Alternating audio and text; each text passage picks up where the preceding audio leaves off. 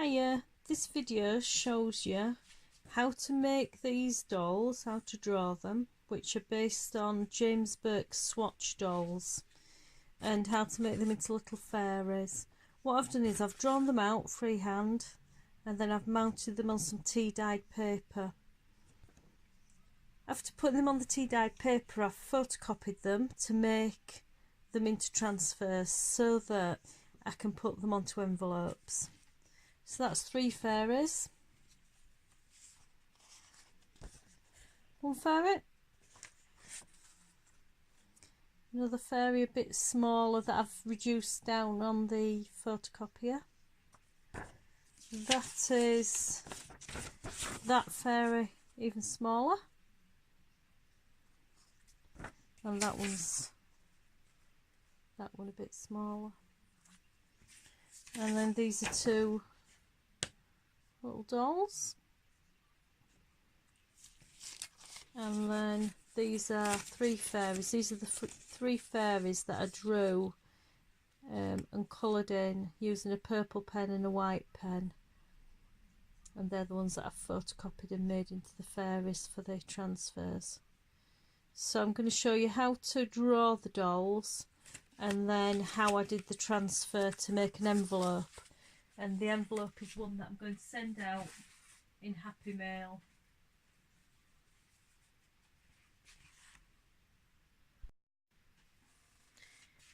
You can either sketch the doll out in pencil, like I have done with this one here, or you can just get straight on and do it in pen.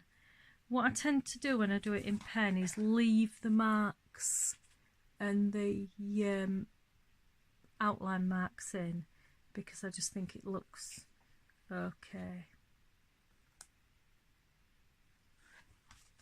So first of all, I'm going to do a rough circle for the head, the size that I want the face to be, and then I'm going to put a triangle on each side for the hair, go up, and I do a sweeping line for the fringe. That's basically the head and the hair.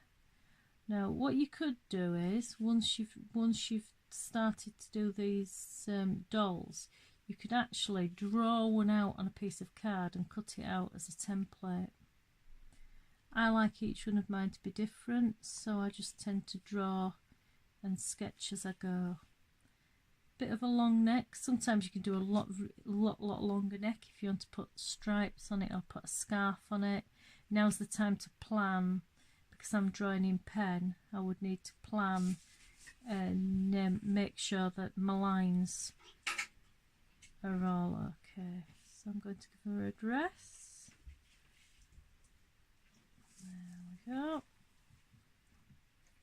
Once again, if you wanted to, you could cut this shape out, cut half of it out, fold it in half so you get an exact shape, but I'm not bothered about exact. And then here I'm going to put some sort of a frilly set of shorts or little underskirt there, and then the legs will go down here. Because I want it to be nice and tall and thin, I will draw a pair of legs on another one of these.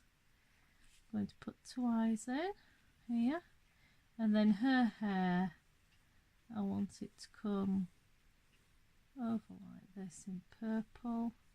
She'll have a fringe, and then her hair will come like that. She has nice sort of smooth hair, the way that I draw her. And then a little mouth like that.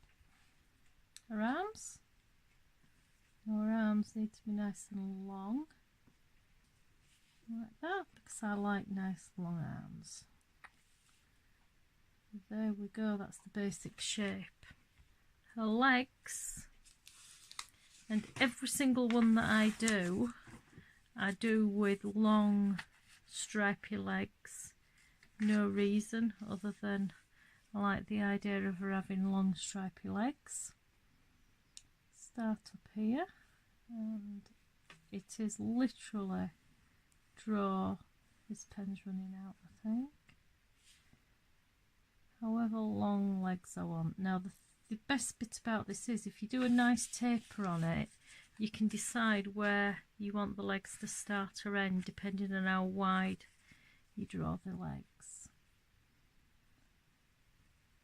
Every one of mine has the same tights on. They all have the same legs. And they all have the same little shoes, little fairy shoes on. Sometimes they have high heels. Sometimes they don't have high heels. Sometimes they look like they're doing a little bit of ballet with 1 foot forward and 1 foot back. Other times they look like they've got the legs together. And then all I'm going to do is I'm going to put some stripes on the legs, stripy tights, because every single one of my girls has stripy tights on. So sometimes I may colour them in purple and white, sometimes I may colour them in black and white, black and purple, however I feel at the time. I'm not even too bothered about lining up the two lines. Quite often they look a lot better or a lot more natural if you don't line them up. If legs this long with stripy socks can look natural. And then, like I say, when I cut this off, I will decide whereabouts on the legs these go and put them on wherever. And that is basically the doll. I'll draw on here to save the paper. What I will do is I'll draw another pair of legs as well, because I'll be doing more than one doll. So this one here might have a bit shorter legs, a bit like a mermaid's tail, these up to the top, like that. And as I said before, I always do the same sort of shoes. Sometimes I put little heels on them, other times they're just flat shoes. Put heels on them, and when I cut them out, sometimes they turn into little flat shoes, other times they remain with the heels on. They always have stripy tights.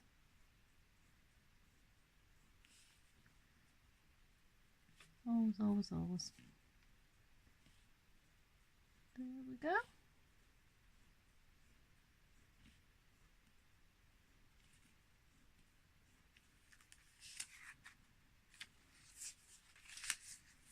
Now I'm going to put some details on her.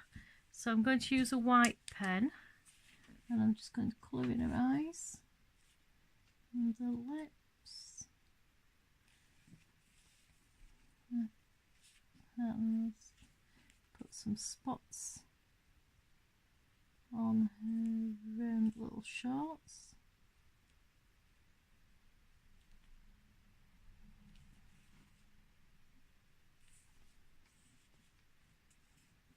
Maybe I think I'm going to colour her neck in stripes.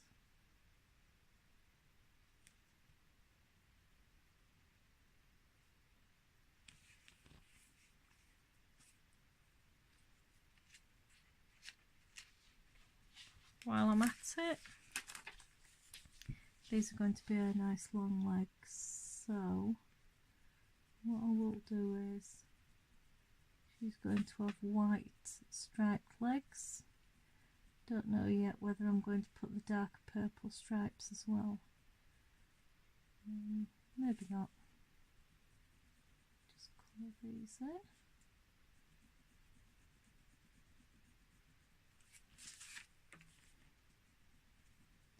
Because they're not equal on either side, what will happen is the colours will actually go out of sync.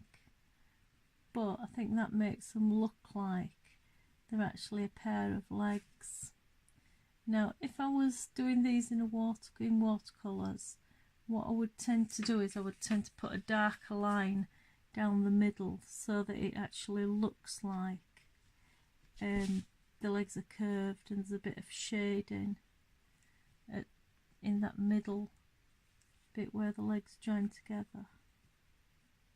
But because I'm just colouring them in with the pen, I just colour them the same all the way across, because I'm not bothered about it looking three-dimensional or anything like that. All I just want is them to look striped.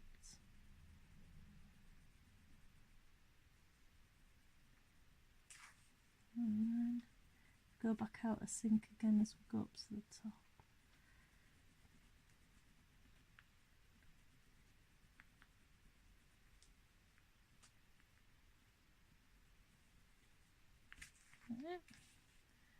Maybe pop a bit of white in there. Okay, and then the bottom bit can be white as well.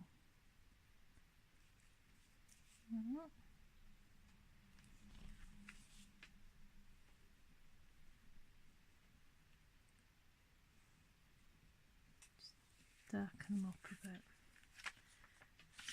Striped trousers, and we're going to come back in and dress up her dress.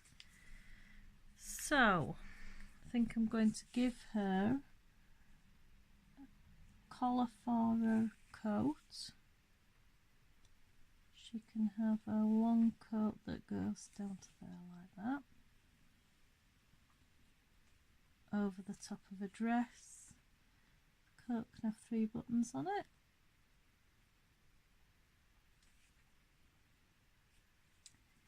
And I think also the dress is going to have like a couple of lines across it, stripes across it.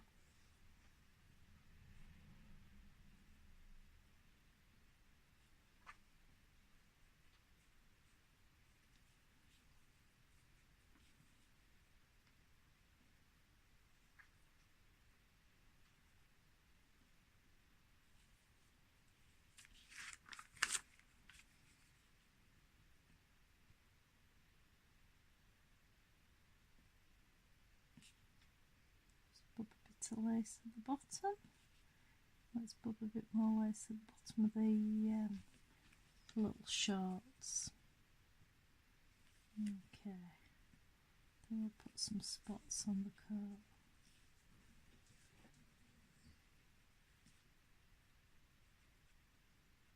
Random, because I like random. Don't want it to look like a ladybird, even though this coat like this does look a bit like ladybird wings, doesn't it?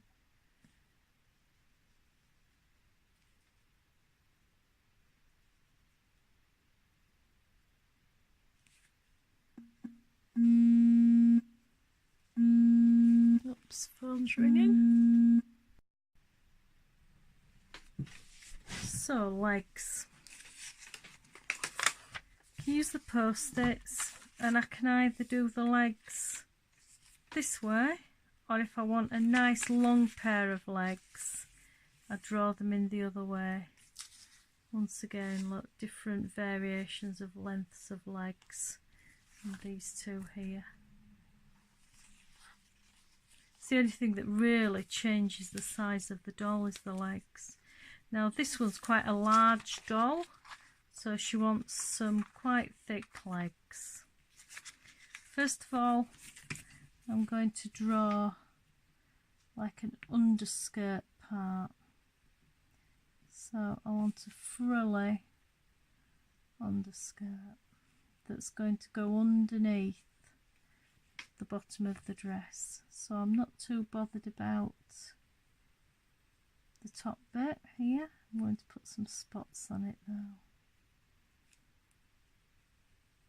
That is her underskirt. And then as far as legs go, I draw long legs. Every single one has the same type of feet, and everyone has the same stripy tights. So they all have little shoes like that, like ballet pumps. And sometimes when I cut these out, I may change the size of the shoes by cutting them a bit smaller or larger, depending. If they look a bit clumsy, then I might cut round and make them a little bit smaller. It all depends on how I feel. So that's the first one, that's the second one. This leg, if you see, is slightly in front of the other one, but I'm not drawing to precision, so that will do. And then I've got the stripes. So, like I said, every single pair of tights that I draw have stripes. The legs have stripes. I tend to like them to be equal, but I'm not bothered if they go out of sync.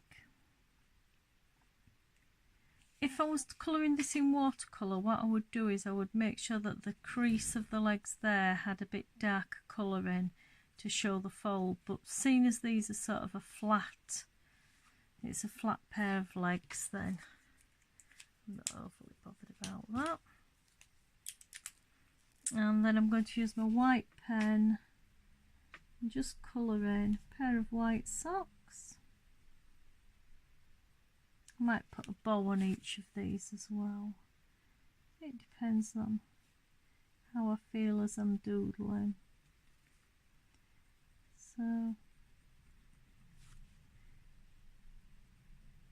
white stripes, white and purple tights.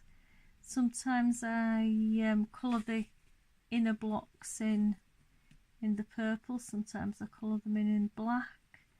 So I use black, white and purple in the dolls.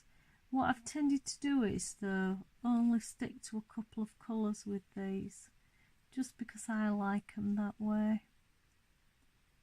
I like the colours just to be like monochrome or two colours. So there we go, their legs. And now we have the doll to colour in as well. So what I'm going to do is I'm just going to use the white pen and the purple pen to colour her in. As usual, the whites of her eyes, or that her eyes are always white. Just checking to make sure that I'm still on camera. And her lips white as well. Just because.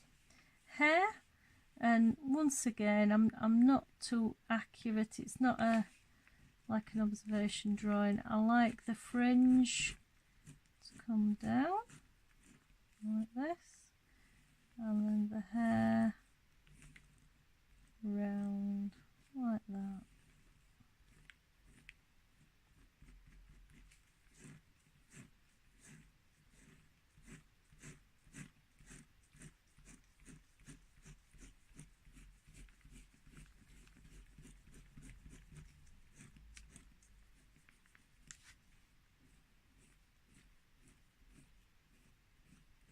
Depending on how I feel, depends on how her hair goes.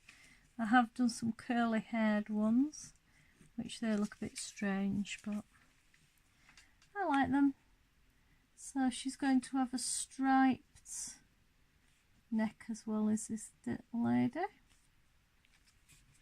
and little white hands.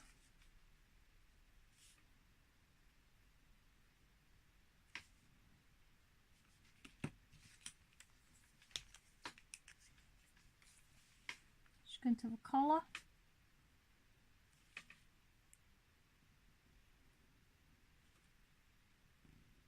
A little cardigan with tiny buttons,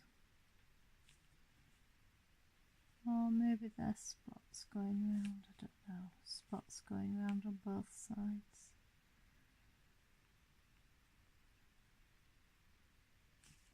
Yeah. And then she is going to have, let me think, I think she will have a line going round here. keep it curved, and another one going around here, keep it curved again, and then she can have a lacy bottom to her dress.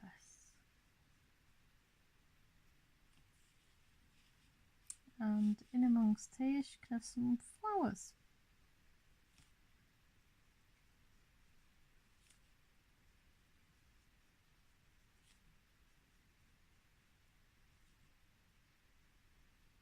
And half a flower there. And on this one she can have some spots.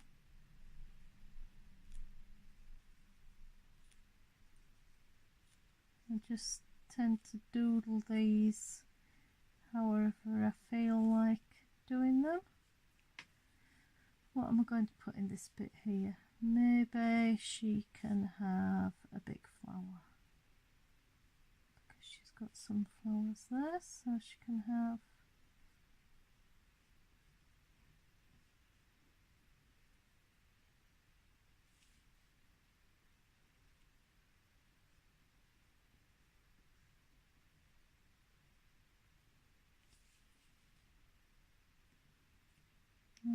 maybe one here.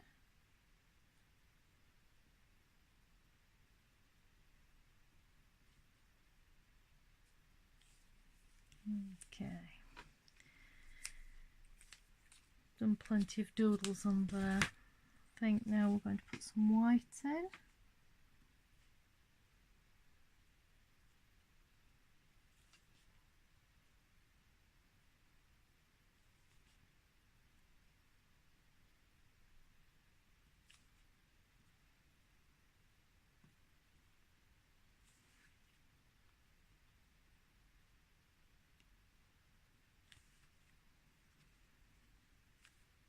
Plenty of white in the doodles because I think it just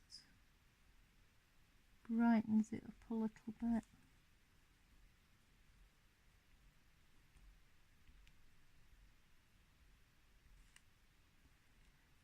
There we go.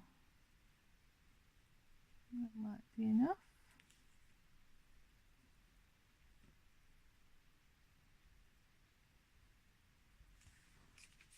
Okay. Maybe we need something around here. In this bottom part here. Don't want it to be geometric. And quite often when I'm drawing, when I'm doodling, I do the swirls, but I've purposefully kept away from the swirls with these dolls for today. See what we will do though, we'll have a few spots I think on her cardigan.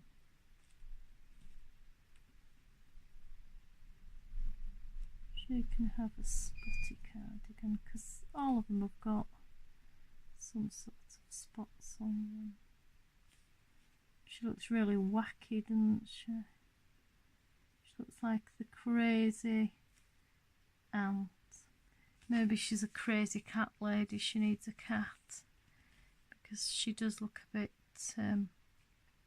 wacky. Okay, so I've got that and that. Now what I'm going to do is I'm going to cut out around this, and in cutting out you can actually change any little anomalies or anything that you want to change. So I'm going to cut this out.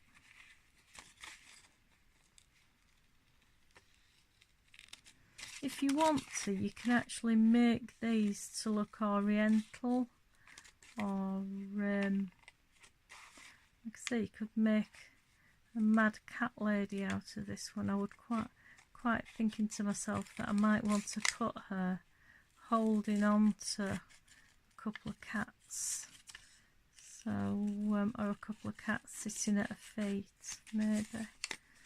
Don't know. She looks eccentric, does she not? Quite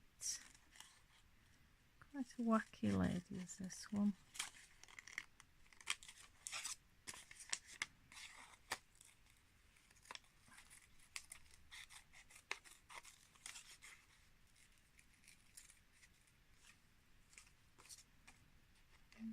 There we go. Just snip those into there.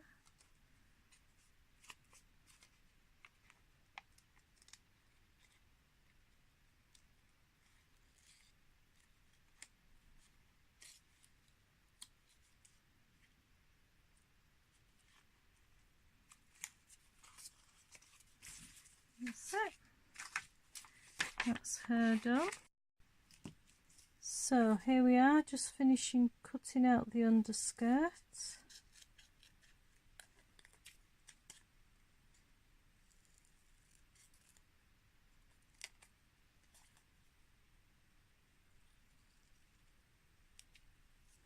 And then what I'll do is I'll stick this to the legs, and then we'll be ready to assemble it and make the doll. And there we go, we're done. And I will glue that on using a purple glue stick, no doubt.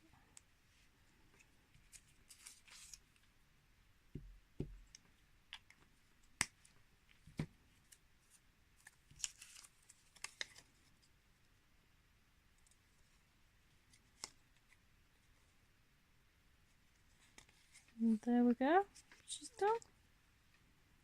Will she be a fairy or won't she? Time will tell. So that's it, all glued up. Little underskirt of stripy legs. Now let's make her some wings. So I'm just going to get another post-it. And the way that I've been doing the wings is just putting it behind the doll. Just thinking about where I want the wings, and then drawing them in. So I just want them to come up here like that and like that. And then they're going to start. Yeah.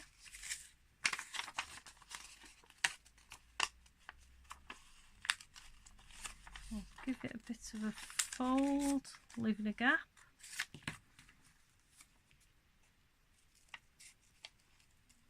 And I'm going to cut them out.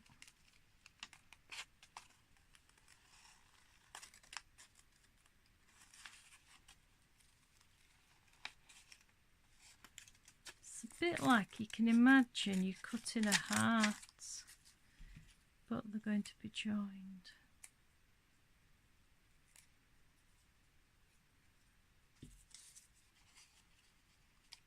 There we go. Yeah. And then I may doodle on them, just do an outline on them, whatever I decide. These are going to have an outline in the darker pen. Then I think they can have a leaf shape on them. They can be leafy wings or lacy wings, whichever.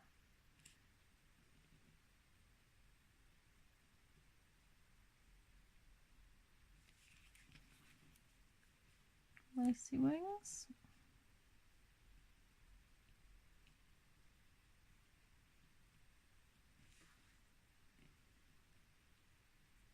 I was quite thinking that I might do some of these dolls like mermaids, because instead of putting them legs on, I could just put them a mermaid's tail. Do you like my glue? It's purple Pritt stick to match my purple themed nose. let's have a look. We'll put them on there like that. And there we go. One fairy Swatch doll.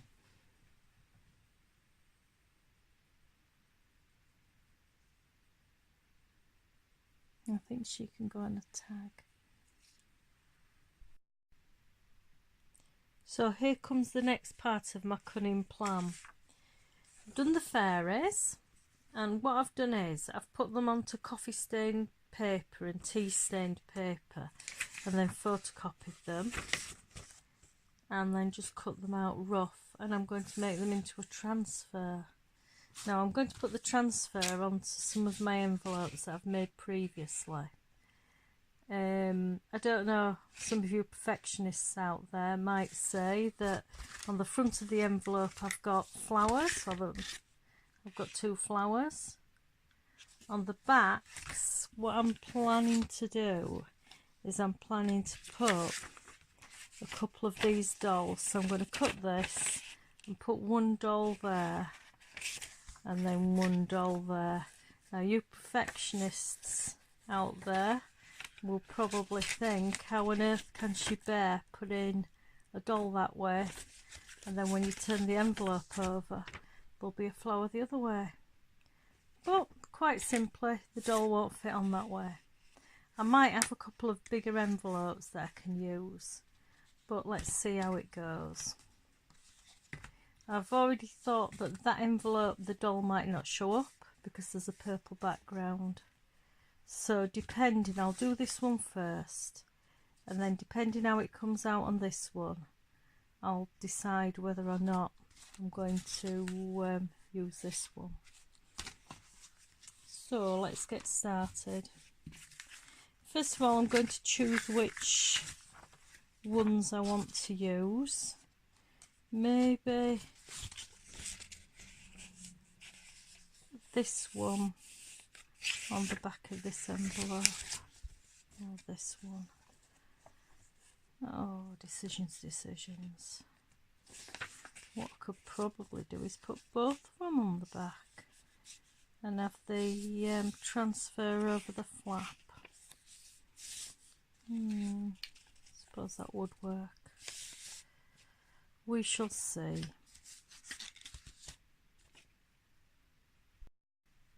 So I was going to do a batch of these with the matte medium, but then my common sense got the better of me, and I've decided just to do the one, because if it doesn't turn out, I haven't wasted like a load of these and a load of matte medium. So what I'm going to do is I'm going to do the same as I normally do when I do a transfer. Matte medium onto this. Oops. So a few drops of matte medium on it, and then brush it out all over quite quickly, so that it just puts the first coat on. Now with the first coat, what I do is I do it really quickly. I found, because I use inkjet, if I don't do it quick, it like changes the colour a little bit. So what you're wanting is you're wanting a base coat on it that goes on and dries almost instantly because it's so thin.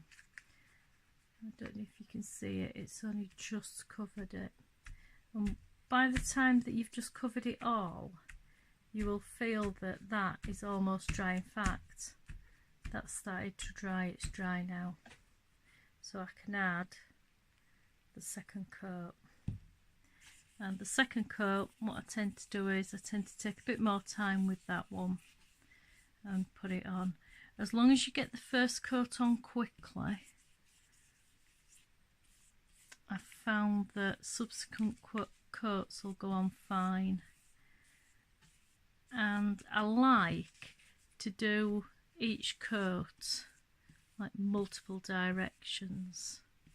I know some of the instructions on YouTube say do the brush strokes vertically for one coat, and then when you come to do the next coat, go across.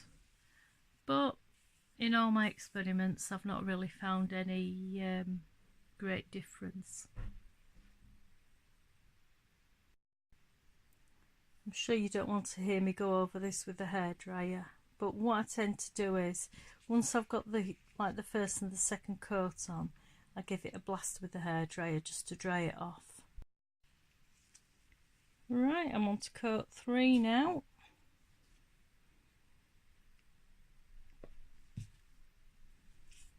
I'm hoping that this works, because if it does, what I'm going to do is I'm going to do sort of a production line of them, and I'll do 10 or 12, and then I'm going to send out some happy mail.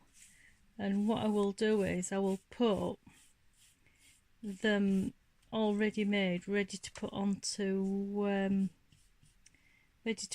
your artwork. So if you get a happy mail from me, it'll have some homemade transfers in it. Alright, that's another coat. That's coat 3. It's really shiny, isn't it? So whether you're drying it with a hairdryer or letting it go dry between coats, you notice when it's dry, it's got sort of a matte finish, hence why it's called matte medium, I suppose. The next coat, coat number 5.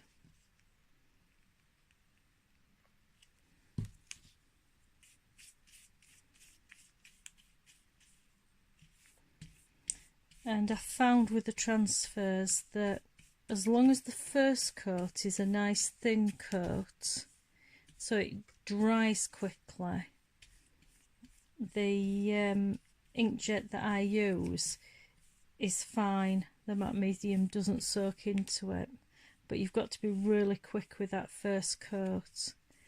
Coats after that can be a bit thicker. So that's coat number 5. And what I'll do is I'll just give it another blast with the hairdryer, just because I'm impatient. Can you see how shiny it is before it dries?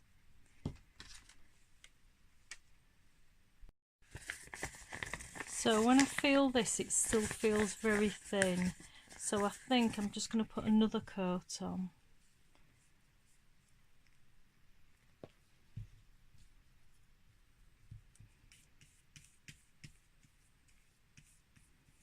And then that should do it. So through trial and error, different ways of doing the transfers, I haven't actually found any foolproof way for them, because sometimes they work perfectly and you can do a run and you'll have 10 or 12 work absolutely perfectly, and then you do exactly the same sort of transfer, same methods and everything, and you might have 3 or 4 that don't work, or just a random one that doesn't come out right. So that, I think that's going to be my last coat on it. One thing that I did find, that if you let them dry overnight between the last coat and putting them on the envelope, it's not as successful as if you dry them off quite quickly and use them like that very day, or today I'm going to use this as a transfer onto my envelope. So let me just dry this again. I am quite excited to do this because it's my own design. So let's see what happens. So what I'm going to do now is I'm going to put this onto my envelope. So I'm going to put the last layer of matte medium on, so that the transfer is soaked with it, absolutely soaked all over, and give that a good rub so that every single part of it is covered. And I think that's one of the secrets of success. Make sure that when you put this onto your final piece, it is absolutely soaked with the matte medium. There we go. Every bit of it. Right, let me get my envelope. So, because I've used plastic covers over the envelopes, I haven't stuck them down really tight. So I've decided to put the transfer onto the whole of the back of the envelope. Because I've been like contemplating and looking so long, this has dried. So I'm going to put another coat on just to make sure that this is nice and covered.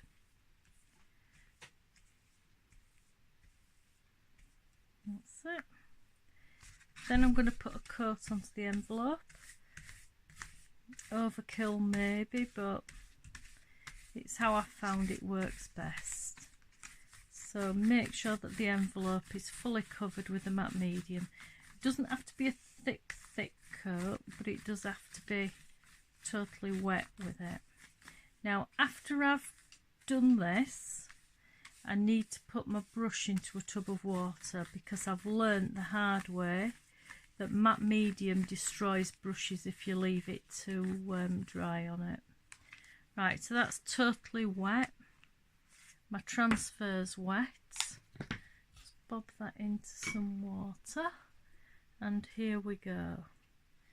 So I'm going to put my transfer onto the back, like so. Don't want the flap to come over the lady, but it's going to be on like that. Now, just me, I like to start in the middle and push it out. Make sure that you get no bubbles under it.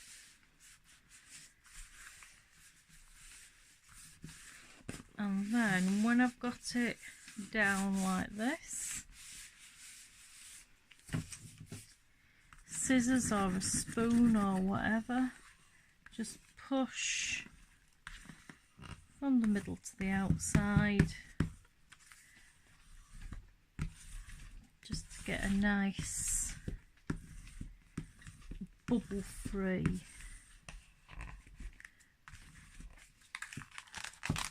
It's going to stick down. I'm not overly bothered about these sides because they'll be cut off anyway, but just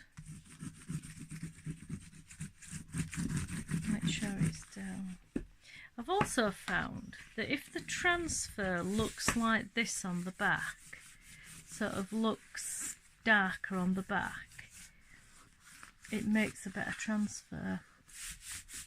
Right, I'm just going to go and give this a blast with the hairdryer because I'm impatient. Just make sure that's stuck down. It is, look. So I'm also just going to trim it off at the edges.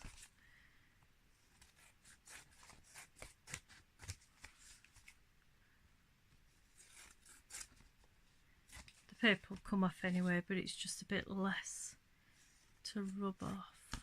Better not cut the edge of the envelope or else it won't be a very good envelope, will it? Right, I'm just going to give that a quick blast with the hairdryer just to make sure that it's dried off. So this is nice and dry. It's been dried with the hairdryer. I can see that there seems to be a bit of a bubble here. So we'll see what happens, because it could be either that the transfer hasn't stuck down or that the paper underneath has peeled away from the backing. Because I've made the envelope from a piece of scrap paper with collage strips. So it could be either. We'll see what happens. Through trial and error, I have found that impatience is the best way with transfers. So as soon as they're dry, the actual best thing is to take the backing paper off.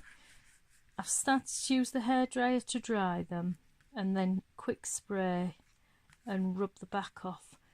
I've found that it's definitely not the best way to leave them to soak, because I did a few when I was first doing them, and what I did, I sprayed them all with water to let them soak, and it didn't work well at all. So only a little drop of water on it, just enough to wet it, and then rub it off. So let's have a look. I'm quite optimistic.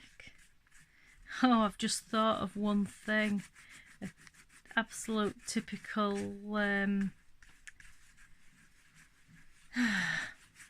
all of the writing will be backwards, and it'll be backwards because obviously it's like a mirror image, it's a back transfer, but you live and learn, don't you? Right, this is the bit that it's a bit bubbly, so I'm going to be very careful with that bit there and just see if it is the transfer. No, I don't think it is. So as you can see, this is coming off fairly well. Sometimes they do, sometimes they don't.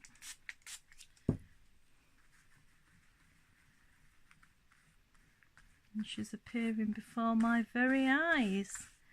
Look at here. Impatience does work, because when you do a transfer and it works as well as this one looks to be working, I shouldn't be crowing yet, because plenty of times I've got to this point and then basically pulled her head off or something like that, or something serious has gone wrong and the whole transfer's been ruined. Her legs drop off, her head drops off, something seriously, I rip the whole of the back. So I'm quite impressed, but a little irritated that I hadn't thought about the writing being backwards. Oh, it's all part of the charm, isn't it? Right, that is done nearly, I think. Well, I am quite impressed with that. I'm impressed with how easy the paper came off it, and I'm quite impressed with the way that it's transferred. Now, once I've got to this part here and I've got most of the backing paper off, what I quite often do is I get a baby wipe and give it a good rub over with a baby wipe, because that tends to clear the last bits off. But it doesn't look like with this I'm going to have to.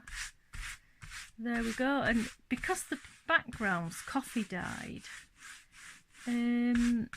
it seems to have worked really well, and I might not even bother to put any pattern paper over or anything like that, just leave it as is. So let's have a look at the bit that we thought hadn't taken, and it's there, and I'm almost sure that it is the underneath paper that's just bubbled up, and as soon as it properly dries out, that will go away. There we go. Oh, I am actually rather impressed with that one. There you go.